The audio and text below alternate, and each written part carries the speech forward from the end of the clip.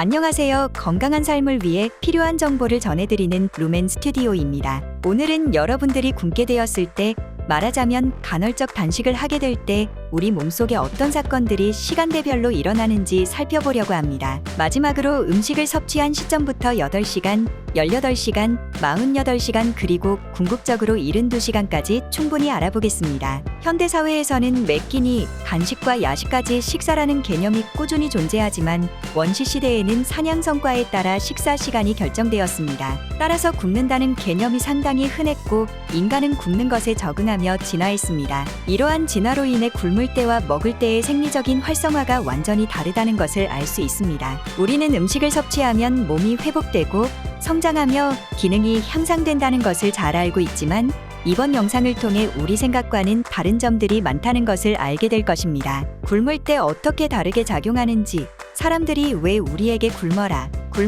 라고 권하는지 알아보도록 할게요. 식사 후 4시간. 식사 후 4시간이 지나면 여전히 소화 과정이 진행 중입니다. 이 시점에서는 단식이라고 말하기 어려운데요. 오히려 혈당이 높고 장내에는 아직 음식물이 가득하며 지방이 축적되는 시기입니다. 이는 단식과는 정반대의 시기로 볼 수 있습니다. 식사 후 8시간.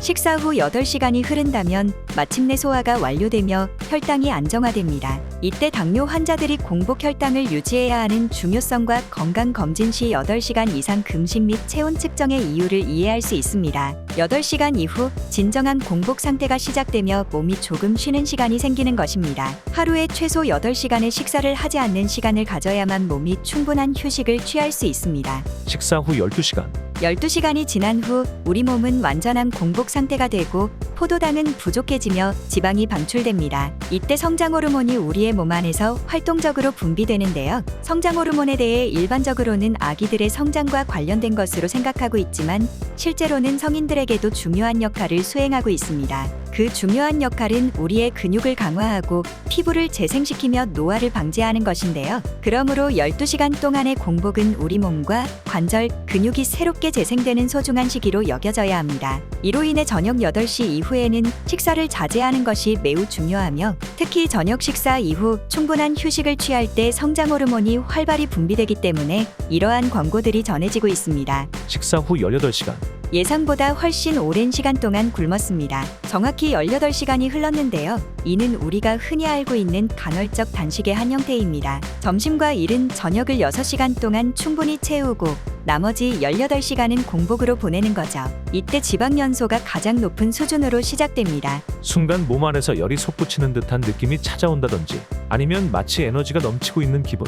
그렇게 몸속에 지방이 타고 있다는 걸 느낄 수 있습니다. 이 기간에는 케톤체가 늘어나고 신체의 염증이 줄어들기 때문에 만약 일상에서 미세한 염증이 높거나 체중이 늘어난 것 같다면 이렇게 꾸준히 간헐적 단식을 시도해보세요. 분명 효과를 누릴 수 있습니다. 오토파지는 단식을 18시간 이상 실시했을 때 우리 몸의 세포들이 특별한 단계를 거치게 됩니다. 이 단계에서는 안 좋은 세포들이 다 죽거나 변화를 겪게 되며 그 죽은 세포들은 몸 안에서 깨끗하게 처리됩니다. 이는 마치 우리 몸의 자연스러운 청소 과정과도 같은데요. 더불어 이 시기에는 새로운 세포들이 빈자리를 메우기도 합니다. 그래서 단식을 조금 오래 하거나 길게 실시하면 피부 상태가 개선되는 것을 느낄 수 있습니다. 피부가 뽀송하고 건강해지는 느낌이 들거나 낡은 피부가 새로운 피부로 갈아타는 느낌이 들 수 있죠. 게다가 이러한 단식의 효과로 머리에 쌓인 아밀로이드가 줄어들어 치매 예방에도 도움이 된다고 합니다. 즉 18시간은 효과적인 단식 시간 중 하나입니다.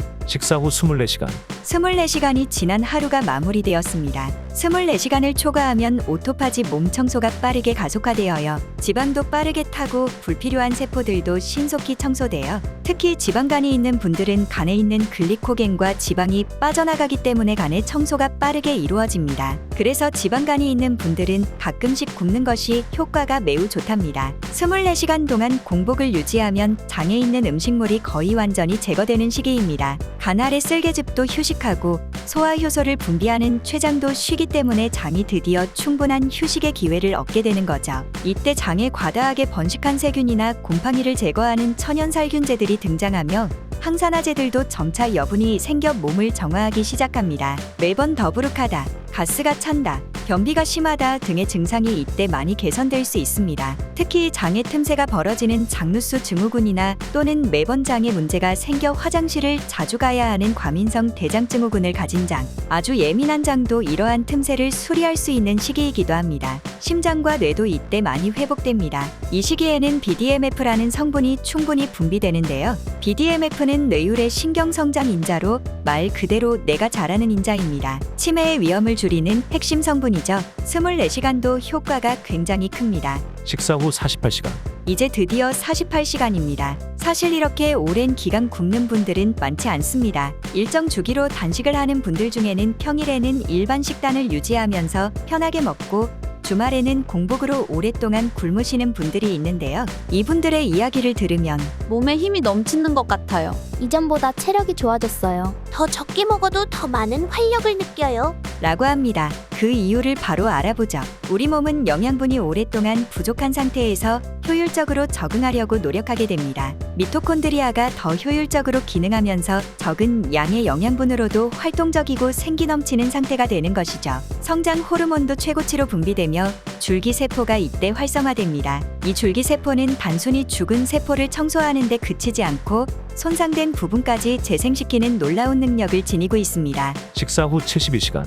마지막으로 72시간 이상 굶는 경우 줄기세포의 활성화가 절정에 달하며 면역세포가 재생되는 시기가 도래합니다. 이로 인해 항암 효과가 더욱 높아진다고 하는데요. 그래서 암환우분들은 올바른 식사가 매우 중요하고 특히 단백질을 충분히 섭취하는 것이 권장되고 있으며 또한 적절한 굶기 또한 상당히 중요합니다. 무리하지 말 것. 간헐적 단식은 많은 장점이 있지만 오늘 이 영상을 보고 이틀이나 3회 연속으로 굶는 것은 건강에 무리를 줄 수 있습니다. 특히 당뇨 또는 식이장애가 있는 분들은 무리하게 굶으면 안 되는데요. 저혈당으로 어지러워지거나 심지어 쓰러질 수도 있으며 당뇨의 합병증인 케톤산증은 생명의 위험을 초래할 수 있습니다. 따라서 어르신들은 충분히 조심하시고 연습 후에 시도하시는 것이 좋습니다. 가장 일반적인 방법은 6시간 동안 먹은 후 18시간 동안 굶는 것이지만 몸과 마음이 충분히 적응한 분들은 시간을 다양하게 조절할 수도 있겠죠. 또한 단식 중에도 충분한 물과 소금을 반드시 섭취해야 하며 단식의 대상에 해당하지 않기 때문에 걱정 없이 물,